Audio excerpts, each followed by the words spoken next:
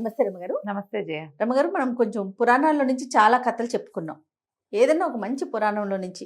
కానీ రెగ్యులర్‌గా చందమామ కథలు, విక్రమ బేతాళ వీటి మీద ఏ కథకు ఆ కథే నోవెల్స్ ఇవి. పురాణం అనగానే అదొకలాంటి భావన అన్నమాట. ఇదివరకు జరిగిందన్న నమ్మకం కదా జయ. అవును, అవును. ప్రధానమైనది కథ కాదు. నమ్మకంతో ముందుకెళ్తుంది కదా. బాగుంటాయి మరి పురాణ గాథలు బోల్డ్ అని. సీమంతిని కథ చెప్తా. ఓకే.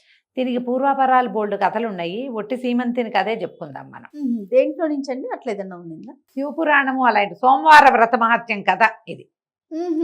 సోమవార వ్రతం. Okay, okay. శివపురాణం అయ్యి ఉంటుంది. పూర్వం అంట చిత్రకేతు అని ఒక రాజుగారు ఉండేవారు. ఈయనకి వరుసగా 8 మంది కుమారులు ఉన్నారు. ప్రతిసారి ఈసారి కుమార్తె పుడుతుంది అనుకునేవాళ్ళు. ఇది అమ్మాయి పుడితే సరదాగా ఉంటుందని. అదే ఆడపిల్లని పెంచే ముచ్చట వేరు కదమ్మా ఎప్పుడు కూడా. అమ్మాయి అంటే ఎన్నో సరదాలు, ఎంతో సంతోషం. మగపిల్లలకి ఏముంది? అంతే అంతే. మగపిల్లాడి పెంపకం ఆడపిల్లలే ఉన్న వాళ్ళకి ఒక మగపిల్లాడు ఉంటే వాడి పెంపకం వేరే అనిపిస్తుంది. అందరూ మగపిల్లలు ఉన్నారనుకో ఇలాంటి ఐడియా వస్తుంది. ఇటుంటే అటు అనిపిస్తుంది, అటుంటే ఇటు అనిపిస్తుంది. అయితే 8 మంది పిల్లల తర్వాత వాళ్ళకి లేక ఒక అందాల రాసేన ఒక కుమార్తె కలిగింది. అమ్మాయి పేరు సీమంతిని అని పెట్టారు. వీళ్ళందరికీ తలమానికంగా ఉంటుంది పాపని. అయితే పాప ఈ జాతకం చూపించినప్పుడు ఈ పిల్లకి వైధవ్య యోగం ఉందని కనపడింది అందులో. రాజుగారు బెంగటిల్లిపోయారు రాజు రాణి. లేక ఒక పిల్ల పుడితే అది విధవరాలు అయిపోతే వైధవ్యం వస్తేట అని బాధపడ్డారు. దాచారు ఆ మాట. కానీ కొంతకాలం తర్వాత ఆ నోవులు ఈ వ్రతాలు చేయించేటప్పుడు పిల్లకి తెలిసిపోయింది విషయం. తనకు తెలిసిపోయి ఆ అమ్మాయి ఏం చేసిందంటే ఆ పరమేశ్వర ఆరాధన చేసేది, సోమవార వ్రతం చేసేది. సోమవారం నాడు ఏమీ ముట్టుకునేది కదా అమ్మాయి. ప్రదోష కాలంలో పరమేశ్వరార్చన చేసి శివాభిషేకం చేసి బోల్డన్ని దానాలు చేసి అప్పుడు అన్నం తినేది. ఎంతకాలమో చేసింది. అయితే ఈ అమ్మాయికి వైధవ్య యోగం ఉందన్నమాట చెప్పకుండానే ఉంచారు. బయటికి తెలియదు, పిల్లకి తెలుసు, ప్రపంచానికి తెలియకుండా ఉంచారు. అయితే కొంతకాలానికి పెళ్లి సంబంధాలు చూడడం మొదలుపెట్టారు. ఏమనుకున్నారు? పిల్ల ఇన్ని వ్రతాలు చేస్తుంది, భగవంతుడు ఏదో తప్పిస్తాడు అని చెప్పి వీళ్ళు ఏమనుకున్నారు? ఎక్కడో పెళ్లి చేసి పిల్లని వాళ్ళ రాజ్యానికి పంపేయకుండా పెళ్లి చేసి పెళ్లి కుమారుడిని మన రాజ్యంలోనే ఉంచుకుంటే 1000 కళ్ళ కాపాడి అబ్బాయికి ఏమీ సమస్యలు లేకుండా చేద్దామని భావించారు. మానవ ప్రయత్నం మీద ఒక నమ్మకం ఉంటుంది అంతే. వీళ్ళకి వచ్చిన పెళ్లి సంబంధం ఎవరు? నలదమయంతుల మనవడు, అతని కుమారుడు. దమయంతుల అంటే మునిమనవడు అనమాట. నలుడు దమయంతి వాళ్ళ మునిమనవడు నిషధరాజు, నైషధ రాజ్యానికి చెందినవాడు. వాళ్ళ అబ్బాయి అయినటువంటి చంద్రభానుడు అనే పిల్లవాడిని సెలక్షన్ అయ్యింది. అయ్యాక వివాహం చేస్తామని అడిగారు. వాళ్ళు కూడా అబ్బాయిని పంపారు. వివాహం అయ్యాక వీళ్ళు చాలా కాలం మా పిల్లని మా దగ్గరే ఉంచుకోవాలనుకుంటాం, మేము అరిచేతిలో పెట్టి పెంచాం, మా రాజ్యలక్ష్మి మా మహాలక్ష్మి అన్నారు.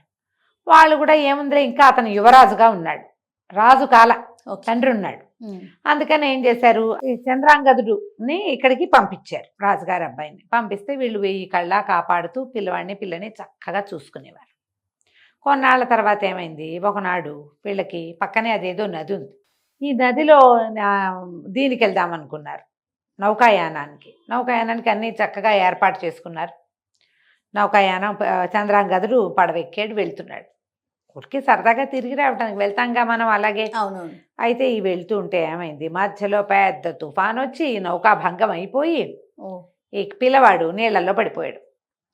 ఈ చంద్రాంగదుడు రాజకుమారుడు ఎంత వెతికినా దొరకల. రాజు రాణి లబోదిబోమని ఏడ్చారు, అయ్యో ఇలా అయిపోయిందని.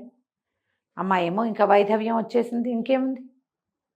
ఆ అమ్మాయి సౌభాగ్య చిహ్నాలన్నీ తీసేసి కేవలం శివారాధన చేసుకుని, భగవంతుడు ఇచ్చింది ఏం చేయలేం అని శివారాధన చేసుకుంటూ ఉండేది. ఈ చంద్రాంగదుడు నీళ్లలో పడ్డవాడు గంగానదిలో ఒక ప్రత్యేక ప్రాంతంలో మునిగిపోయి కింద ఉన్న నాగలోకం చేరాడు. కొంతమంది నాగకన్యకలు ఈ సౌందర్యవంతుడైన కుర్రాన్ని చూసి తీసుకుపోయారు నాగలోకానికి. ఆ నాగలోకంలో వాళ్ళు చాలా సంతోషంగా ఉంచారు. అక్కడికి వెళ్ళేసరికి బోళ్ళని వింతలు విడ్డూరాలు ఎన్నో.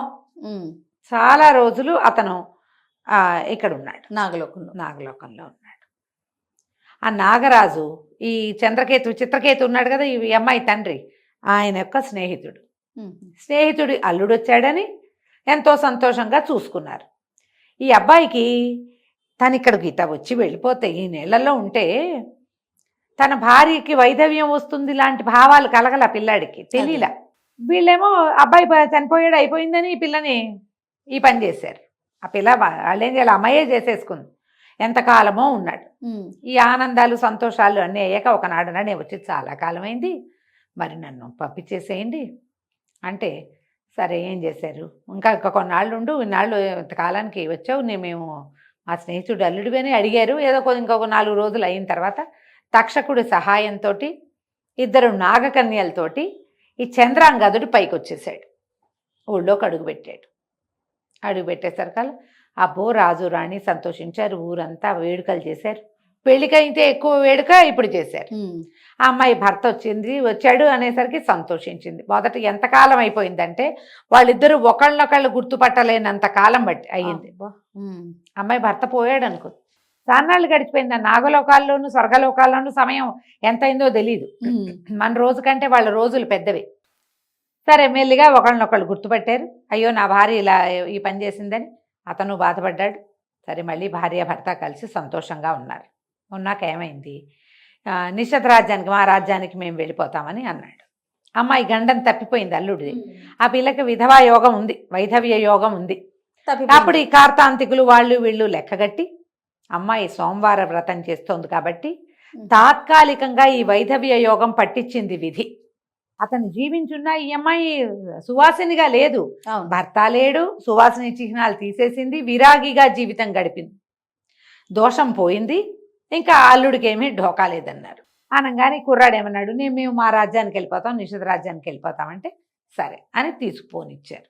ఈ సీమంతిని ఇతను ఇద్దరు కలిసి చంద్రాగదుడు భార్య భర్తలు ఇద్దరు నిషధ రాజ్యానికి వెళ్ళిపోయారు. ఆ అమ్మాయి ప్రతి సోమవారం నాడు విశేషంగా సోమవార వ్రతం చేసి సాయంకాలం అందరికీ దంపతులకి పూజ చేసి బాగా కానుకలు ఇచ్చేది, బంగారము అవి కానుకగా ఇచ్చేది. ఇప్పుడు నదిలో పడిపోయిన పిల్లవాడు మరణించాలి, కానీ ఈ అమ్మాయి చేసే సోమవార వ్రత మహత్యం వల్లే అతను జీవించి నాగలోకానికి వెళ్ళి వరాలు కూడా పొంది వెనక్కొచ్చాడని ఆ నిషధ రాజ్యంలో వాళ్ళందరూ కూడా ఈ అమ్మాయి చేసేటువంటి ఈ పూజల్ని ఈ దానాల్ని సమర్థించారు. పైగా ఈ రాజకుమార్తె చిత్రకేతు మహారాజు కూతురు కదా, ఈ అమ్మాయి బోల్డ్ ఆస్తి తెచ్చుకుంది, దానాలు చేసేవాళ్ళు. సాయంకాలం అవ్వగానే భర్తతో కలిసి పూజ చేసి దంపతులను అర్చించి దానం ఇచ్చేది. ఆ కాలంలో ఏమైందట, విదర్భ రాజ్యానికి చెందిన ఒక బ్రాహ్మణులకి 2 కుటుంబాలకి 2 అబ్బాయిలు ఉండేవాళ్ళు. వీళ్ళ పేరు సుమేధుడు, సోమేశ్వరుడు. ఈ కుర్రాళ్ళిద్దరూ గురుకులాలకు వెళ్ళి చదువుకున్నారు విదర్భలో. అయితే ఎంత బాగానో చదువుకున్నారు, చదువు అయిపోయాక ఇంటికి వచ్చేసారు. గురువుగారు పంపించేశారు, చదువు అయిపోయింది వెళ్ళిపోండి. ఈ వచ్చిన వాళ్ళిద్దరూ తండ్రులను అడిగారు, మా చదువులు అయిపోయినాయి, పెద్దవాళ్ళం అయ్యాం, మాకు వివాహాలు చేసుకోవాలనుంది, వివాహం చేసుకుంటాం చెయ్యండి అని తండ్రులను అడిగారు. అడిగితే తండ్రులేమో పేదవాళ్ళు, మీ వివాహాలు మేము చేయలేము నాయన, మా దగ్గర డబ్బులు లేవు, రాజుగారిని అడగండి, రాజు ఏమైనా కనుక మీకు డబ్బిస్తే అవి పెట్టి మీకు వివాహాలు చేస్తామన్నారు. ఈ కుసుమేధుడు ఈ సోమేశ్వరుడు ఇద్దరు కలిసి విదర్భ రాజును చూడబోయారు. రాజుగారి దగ్గరికి వెళ్ళేసరికి రాజును అడిగారు, మేమిద్దరం వివాహాలు చేసుకోవాలనుకుంటున్నాం, మీరు ఏదైనా దానం చేస్తే వివాహం చేసుకుంటాము అని. రాజు నవ్వుతూ ఏమన్నాడు, మేమేం దానం చేస్తాము, నిషధ రాజ్యానికి వెళ్ళి సీమంతిని దానం చేస్తుంది, అక్కడికి వెళ్ళి తెచ్చుకోండి, బాగా భూరి దక్షిణలు ఇస్తుంది, పెళ్లి చేసుకోవచ్చు అన్నాడు. అనేసరికల్లా కుర్రాళ్ళు అన్నారు, కాదండి మేము విన్నాము, ఆవిడ దంపతులకే కదా దానం చేస్తుంటే, ఏముందో ఈ సోమేశ్వరుడు ఇంత నాజుగ్గా చక్కగా తెల్లగా అందంగా ఉన్నాడు, వీడికి ఆడవేషం వేయి, నువ్వు ఎలాగో అబ్బాయివే కదా, వీడు ఆడవేషం వేసుకుని భార్యాభర్తలుగా వెళ్ళి అక్కడికి వెళ్ళండి, చక్కగా దానం చేసుకుని తెచ్చుకుని చెరుకో పెళ్లి చేసుకోవచ్చు. రాజు నవ్వుతాలికి అన్నాడమ్మా, లేకపోతే మగవాడికి ఆడవేషం వేసి దానాలు తీసుకోండి అని చెప్పచ్చునా, తప్పు కదూ. ఆయన వేళాకోళంగా కుర్రాళ్ళు వివాహం కోసమని దానం అడగటానికి వచ్చారని వేళాకోళం చేశారు.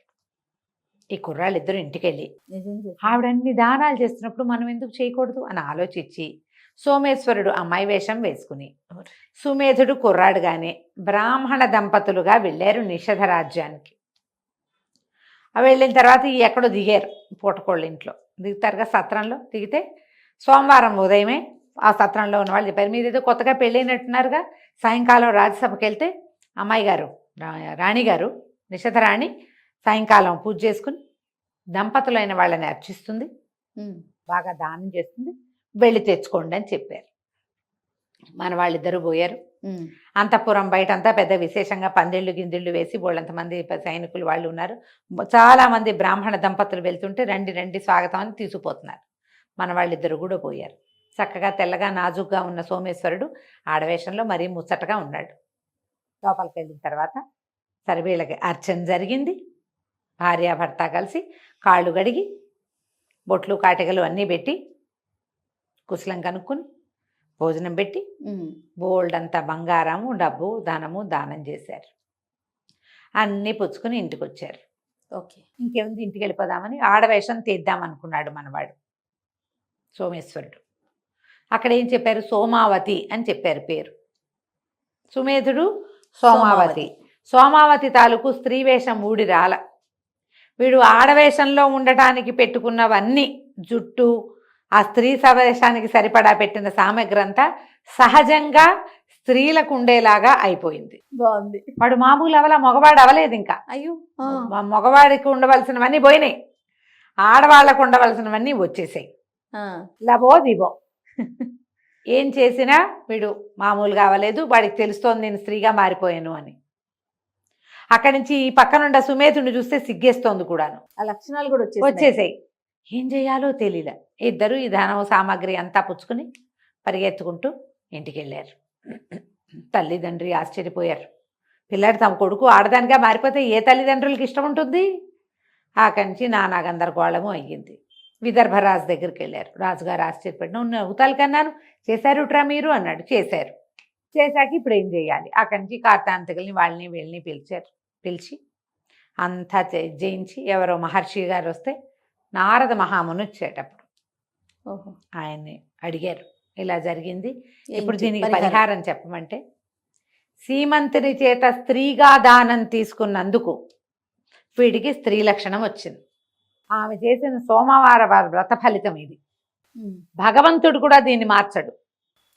సోమావతిగా కంటిన్యూ చేసి ఈ సుమేధుడికి ఇచ్చి పెళ్లి చేసుకోండి, అంతే. అంతే తప్ప రెండో మార్గం లేదు దీనికి. కానీ ఆ సోమవారం నాడు ఆ అమ్మాయి చేతి నుంచి తీసుకోవటం వల్ల, దానం తీసుకోవటం వల్ల వీళ్ళు విశేషంగా జీవిస్తారు.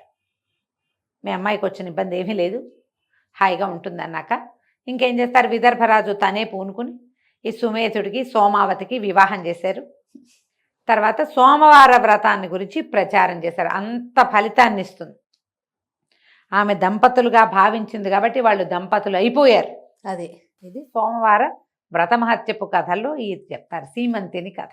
ఓకే, బాగుంది కదా? చాలా బాగుంది రమ్మగారు. ఇప్పుడు మనం సప్త శనివారాల వ్రత కథ చెప్పుకున్నాం కదా, అట్లాగే సోమవార వ్రతానికి ఒక ప్రత్యేకమైన నియమాలు ఉంటాయా? సోమవారానికే ఇప్పుడు ఈ పుస్తకాల్లో పురాణాల్లో చెప్పబడిన విధానాలు కొన్ని కనపడతాయి జయ. మనం సోమవారం వ్రతం చేయాలనుకుంటే, ఒకవేళ శివవ్రతం అంతేనా, పరమేశ్వరుడి పూజ, పొద్దున ఉదయకాలము అభిషేకం చేసుకోవటం, శివారాధన చేసుకుంటాం, సాయంకాలం ప్రదోష వేళల్లో మళ్ళీ శివారాధన చేసుకుంటాం, పగలు ఉపవసించి రాత్రి భోజనం చేస్తారు సోమవారాలకి. అలాగే సప్త శనివారాలుగానే సప్త సోమవారాలు చేసుకోవచ్చు. జన్మ సోమవారాలు ఉండేవాళ్ళు ఉంటారు. 40 సోమవారాలు చేస్తే విశేషమైన ఫలితం లభిస్తుంది అంటారు. పగలేం తినం, ఏదో పండు ఫలం అంతే, రాత్రికి భోజనం చేస్తాం. దీనికి ఏంటంటే ఈ ఉపవాసము దానికంటే కూడా ప్రధానమైనది అభిషేకం. శివుడికి శివాలయంలో శివ కానీ లేదా ఇంట్లో కానీ విశేషంగా ఈ ప్రదోషకాలార్చన చాలా గొప్పది, అద్భుతమైంది. సాయంకాలం పూట చేస్తారు కదా, అది మంచిది. ఓకే, చేసుకోవచ్చు. తప్పకుండా. నమస్తే. నమస్తే.